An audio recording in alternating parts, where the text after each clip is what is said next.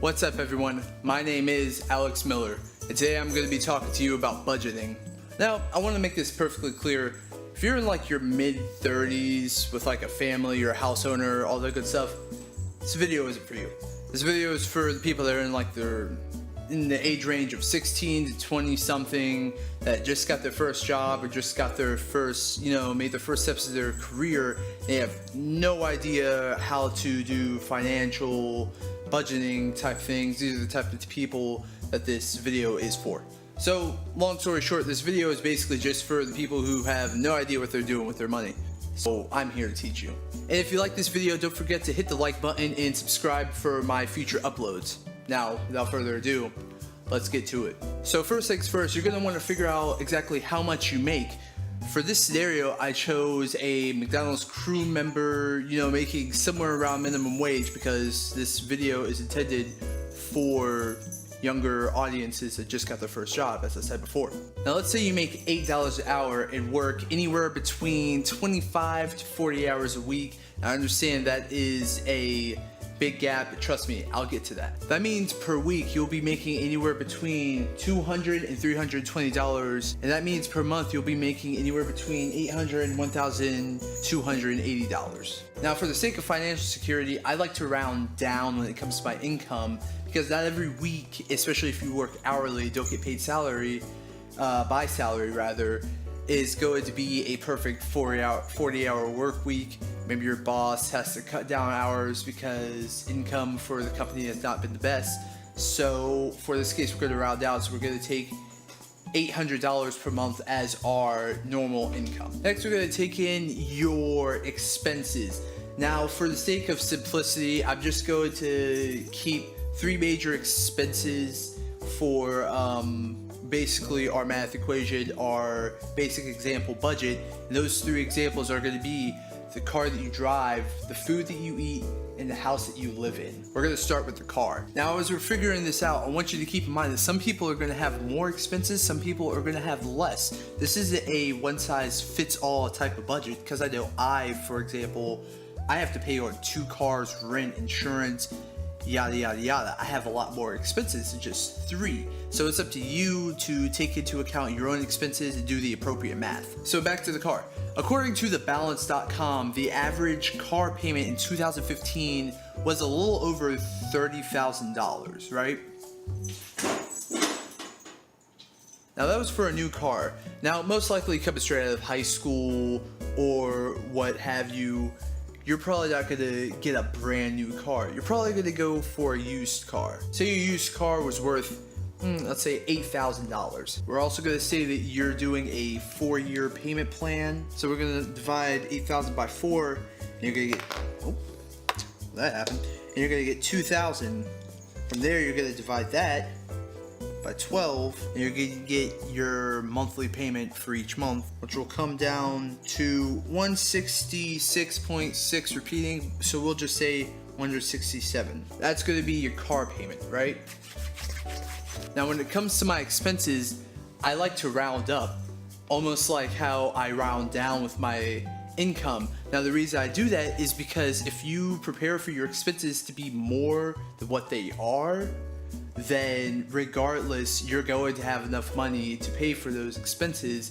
Same with how if you undercut how much you make and you're still able to stay afloat, then you know for a fact that you won't have any problems. So we're going to say that the car payment is $200, even $200. Next, we're going to talk about the house. Now, regardless whether you rent or buy, this will most likely be your largest expense. Now, for this scenario, we're going to say that you and 2 friends decide to rent out an apartment. Hey! Quit. Now for this scenario, we're going to say that you and 2 friends decide to rent out an apartment for $1,000. So we're just going to write down $1,000 right here. Let's say you split it up evenly 3 ways. That's simple. You get 1/3 of $1,000. What's 1/3 of $1,000? $333.33 repeating. Now once again, we're going to round up because you don't want to be caught with your pants between your ankles because you don't have enough money for rent. So we're going to divide that by 3. You get $333 rounded up. It gives you $400 for rent. That's your number for rent. Alright, so now we got car and rent. What we got next? We got food. Easy day. Now, I'm not going off any sources or anything. I'm just gonna use my personal situation.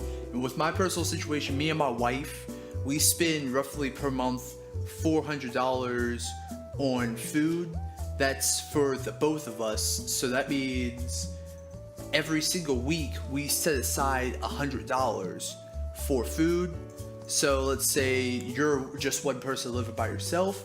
We'll say that it's $50 per week rather than $100 per week. So we're gonna multiply 50 by 4 and you'll get $200 per month. Now, food is the one expense that I do not like to round up on. Reason being is food is one of those things that you can easily go overboard. You can buy things that you don't really need.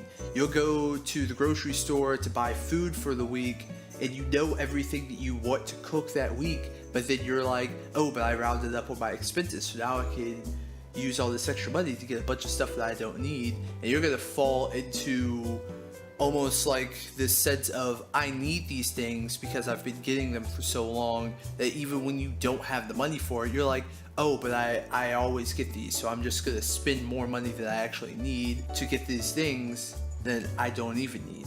So we're not going to round up when it comes to food. Taking everything into account, you can see that our expenses equal $800. And you may have noticed that... One moment. No, come here, come here, come here, come here, come here, come here. No. She's being a bad girl. Ow. Anyways, back to the math. So, taking everything into account, our expenses equal $800. You may have noticed that's literally the amount of money that we make per month. The lowest amount, I might add, leaving us with $0 left over. This is what we call living paycheck to paycheck, when your expenses equal how much money you make. And unfortunately, too many Americans and even people outside of America live with this lifestyle, never moving forward, with only one major expense being the difference between them surviving and them in debt and not able to pay all their bills. But all's not bad, because if you remember, we have been rounding down our income and rounding up our expenses, which basically means that most cases, 9 times out of 10, with that 10th time being the case where you do only make $800 that month and expenses have been increased for whatever reason, 9 times out of 10, you're gonna have more money left over than this math would leave you to believe. This is how I do all of my expenses, and by the end of the month, I usually end up having more money than I would expect. It's better to receive more money than you were expecting than to expect more money to come to you only to get fractions of that amount. So that's why I always do my math like that. But anyways, that's how you do a very basic budget. I understand this was very rudimentary. You know, most people have a lot more than just 3 expenses, but this is more for the people that don't have any experience doing a budget on their own, and they just needed some place to start. So this is your starting point. But anyways, I really hope that you guys liked the video. I really hope it was helpful. If it was helpful, make sure to give it a thumbs up and subscribe for future content. Until next time, you guys have a good one.